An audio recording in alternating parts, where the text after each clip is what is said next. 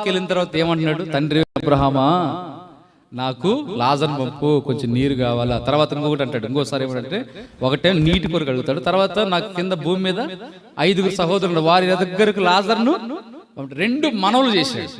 ఎక్కడ నుండి చేశాడు? పాతాళ నుండి ఏడుస్తూ మనవి చేశాడు. ఆ 2 మనవులకి ఏమైనా జవాబు వచ్చిందా? ఒక్క దానికి కూడా నీళ్లు పోసారా? నీళ్లు పోయిలా.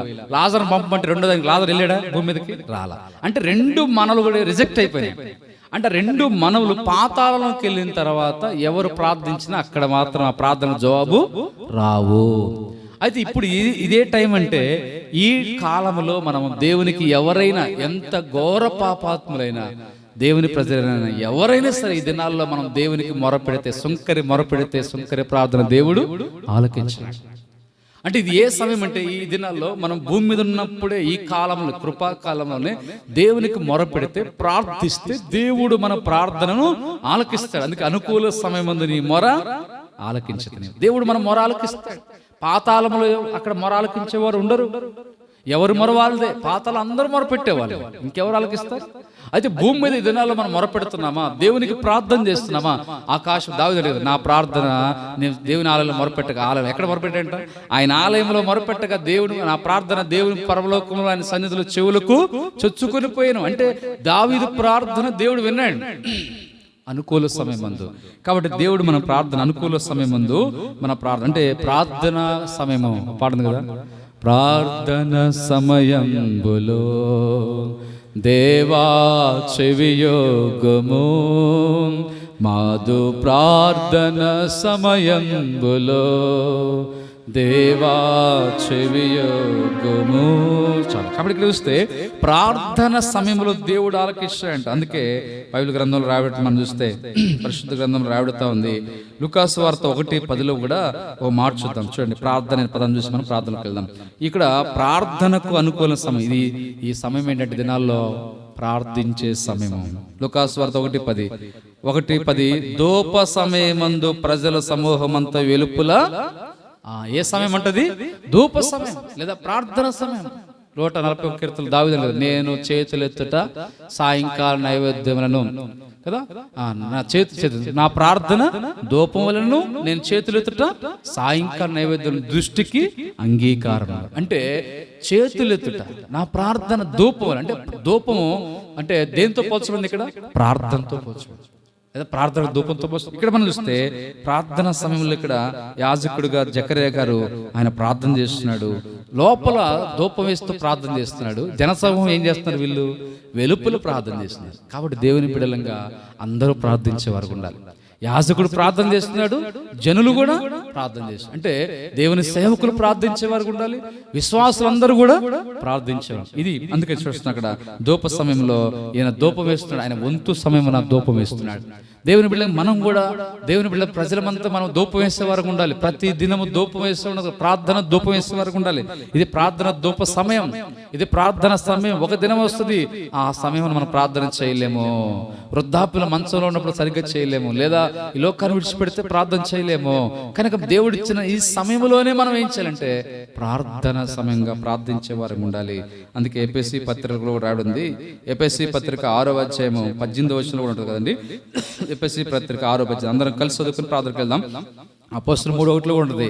ప్రార్థన కాలమున పగలు 3 గంటలకు ప్రార్థన కాలమున పేతురు యోహాన్లు శృంగారం అనే దేవాలయంకి ఎక్కి వెళ్తారు. అది ప్రార్థన కాలం. 3 గంటల ప్రార్థన కాలము లేదా సమయం ఒకటే, కాలం అన్న సమయం అన్న.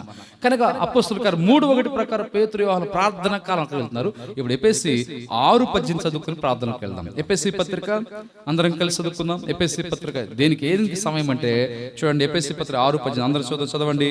ఆత్మ వలన ప్రతి సమయమందును ప్రతి విధమైన ప్రార్థనను విజ్ఞాపన చేయొచ్చు ఆ విషయమై సమస్త పరిశుద్ధుల నిమిత్తమును పూర్ణమైన పట్టుదలతో విజ్ఞాపన చేయొచ్చు మెలకుగా ఉండి. అంటే సమయమనక ప్రతి సమయంలో కూడా మనం ఏం చేయాలని చెప్పండి, ప్రతి విధమైన ప్రార్థన చేయాలి. ఈ దినాల్లో మనకు సమయం ఉంది ప్రార్థన కొరకు. దేవుడు ఒకవేళ కొన్ని సందర్భాలు మనకు పనులు మన సమయం తీరిక చేసుకునే సరే ప్రార్థన కొరకు మనం కలిగి ఉండాలి.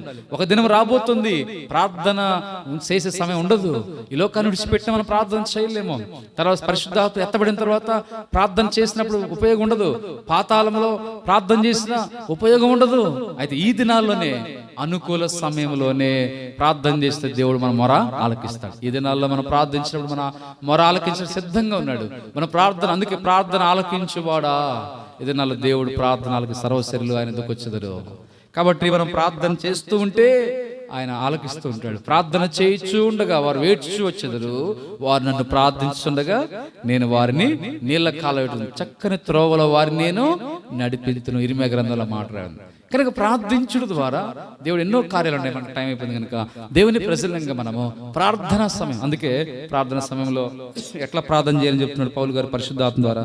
ప్రతి సమయం అందును ప్రతి విధమైన ప్రార్థన విజ్ఞాపన విషయమై సమస్త పరిశుద్ధ నిమిత్తము పూర్ణమైన ప్రార్థనలు ఏముండాలంట, పట్టుదల. అది ఎలాంటి పట్టుదల అంట, పూర్ణమైన పట్టుదల. అంటే సంపూర్ణమైన పట్టుదల ఉండాలి. అంటే ఒక విషయం కొరకు కొంతమంది చూడండి, కొన్ని కొరకు జాబ్ కొరకు చాలా పట్టుదల కలిగి ఉంటారు, లేదా కొన్ని చదువుకుని కొన్ని పట్టుదల ఉంటారు, లేదా కొన్ని విషయాల కొరకు ఒక పర్వత ఎక్కాలి దాని కూడా ఎంతో పట్టుదల, భౌతికమైన దానికంటే కూడా అన్నిటికంటే విలువైంది ఇంకా దేవుని విషయాల్లో పూర్ణమైన పట్టుదలతో. అందుకే యాకోబు పట్టుదల గలవాడు, యోషయ గ్రంథంలో పట్టుదలతో ప్రార్థన చేశాడు యాకోబు. కాబట్టి దేవుని బిడ్డలంగా మనం కూడా పూర్ణమైన పట్టుదలతో, భారంతో, వేదనతో, కన్నీటితో మనం ప్రార్థన మనం చేస్తాం. అలాంటి ప్రార్థన మనం చేసినట్లయితే ఆ ప్రార్థన ఆలకించి దేవుడు జవాబిస్తాడు. ఆ ప్రార్థన ద్వారా మనకు, పరిశుద్ధులకు, సంఘానికి అనేకులు కార్యాలు జరిగిస్తాడు. మన ప్రార్థన మనకే కాదు ఇతరులకు కూడా మేలు చేస్తాడు. మన ప్రార్థన నా ప్రార్థన నాకు మేలు, ఇతరులకు మేలు. మీరు చేసే ప్రార్థన మీకు మేలు, కుటుంబాలు, సంఘానికి, అనేకులకు కూడా మేలు కలుగు. అందుకే మనము ప్రార్థించేవారుగా, సమయంలో ప్రార్థించే వారంగా ఉండాలి. 5 సంగతులు మనం చూస్తున్నాం. మిగిలిన సంగతులు వచ్చే వారం ప్రభు చిత్తం అయితే ధ్యానం చేద్దాం. 5 సంగతులు మనం చెప్పండి. నెంబర్ 1, మొట్టమొదటి ఏ సమయం అంటే 1 యెహోవాను వెదికే సమయం. ఈ దినాల్లో దేవుడు దొరికే సమయం, వెదికే సమయం. ఆయన దొరికితే సమయం, మనం వెదికే సమయం. 1. రెండవది సమయం మారు మనసు బాప్తి రక్షణ పొందే సమయం. ఆ సమయమున అనేకులు వచ్చి బాప్తిసం తీసుకున్నారు, పాపక్షం మారు మనసు పొంది. కాబట్టి ఈ దినాల్లో సమయం ఉంది. ఈ సమయంలోనే మనం మారు మనసు పొందాలి. పాపక్షం రక్షణ లేని వారు రక్షణ పొందాలి. రక్షణ పొందిన మనం మారు మనసు తగిన ఫలాలు ఫలించాలి. అక్కడ కింద రక్షించడం, మన రక్షణను కాపాడుకుంటూ ఉండాలి.